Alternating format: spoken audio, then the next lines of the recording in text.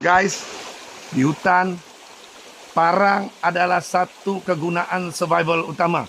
Tapi parang kita ni kalau terlampau banyak sudah guna di hutan, dia pandai tumpul tau. Ya. Jadi kalau lalu di tempat berbatu, terutamanya di sungai, kita nak tajamkan kembali parang tu. So macam mana cara nak tajamkan parang tu secara survival di hutan? So jom tengok kita punya otai buat. Macam mana tuan? Dia kena ratakan dulu batu tu. Nampak? Ya. Dia kena ratakan dulu batu. Di tepi apa ni sungai ni. Nampak? Dia larikan lumut dia. So parang dah banyak guna ni Zam. Buat trail tadi.